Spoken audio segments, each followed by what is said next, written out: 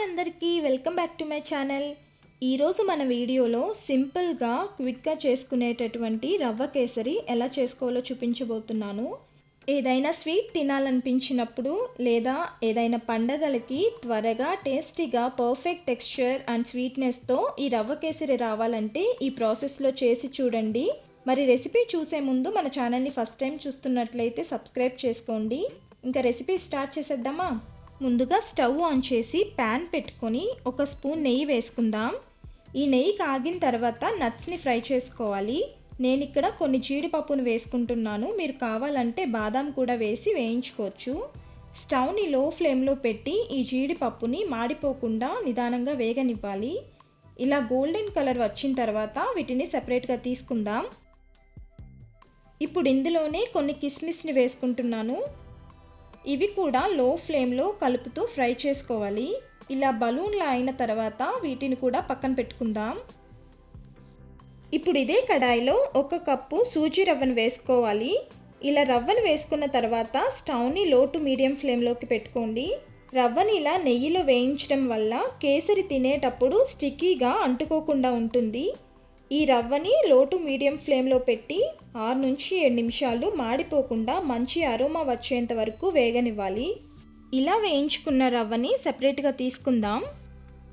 ఇప్పుడు కడాయిలో 4 కప్పుల వాటర్ని యాడ్ చేసుకోవాలి. నేను తీసుకున్న 1 కప్పు రవ్వకి ఇలా 4 కప్పులు వాటర్ యాడ్ చేసుకోవడం వల్ల టెక్స్చర్ కూడా కరెక్ట్గా వస్తుంది. ఇందులో కొంచెం ఫుడ్ కలర్ కూడా వేసుకుంటున్నాను. ఇది ఆప్షనల్ మాత్రమే, మీకు ఇష్టం ఉంటే వేసుకోండి, లేకపోతే స్కిప్ చేసేయచ్చు. ఇలా ఫుడ్ కలర్ వేసుకున్న తర్వాత ఒకసారి మిక్స్ చేసి నీళ్ళని మరగనివ్వాలి. వాటర్ ఇలా బాయిల్ అవుతున్నప్పుడు మనం వేయించి పెట్టుకున్న రవ్వని కొంచెం కొంచెంగా ఈ వాటర్లోకి వేసుకుంటూ ఉండలు కట్టకుండా కలుపుకుందాం. ఈ రవ్వ కేసరి కొంచెం రిచ్ ఫ్లేవర్గా రావాలంటే 2 కప్పుల వాటర్ అలానే 2 కప్పుల పాలతో కూడా చేసుకోవచ్చు.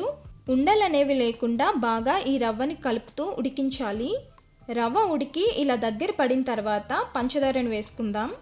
మనం తీసుకున్న 1 కప్పు రవ్వకి 1 కప్పు పంచదార కరెక్ట్గా సరిపోతుంది. మీరు స్వీట్నెస్ తక్కువ తినే వాళ్ళైతే 1/2 కప్పు తగ్గించి వేసుకోండి, లేదా స్వీట్నెస్ ఎక్కువ కావాలంటే 1/2 కప్పు పంచదార ఎక్స్ట్రా వేసుకుంటే సరిపోతుంది. ఇలా పంచదారను వేసుకొని అంతా మిక్స్ చేసుకుందాం. షుగర్ వేసుకున్న తర్వాత టెక్స్చర్ కొద్దిగా లూజ్గా ఉన్నట్టు ఉంటుంది, కానీ కొంచెం సేపు ఉడికిన తర్వాత దగ్గర పడడం స్టార్ట్ అవుతుంది.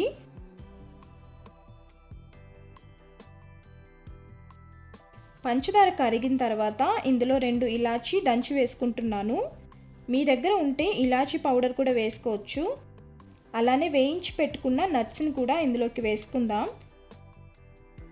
ఇప్పుడు ఒకసారి వీటిని మిక్స్ చేసుకున్న తర్వాత ఫైనల్గా కొద్దిగా నెయ్యిని వేసుకోవాలి.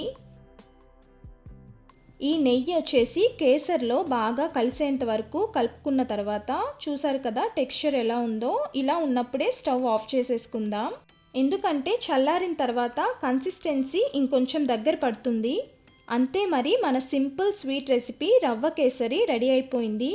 మరి వీడియో నచ్చితే లైక్ చేసి మీ ఫ్యామిలీ ఫ్రెండ్స్కి కూడా షేర్ చేయండి.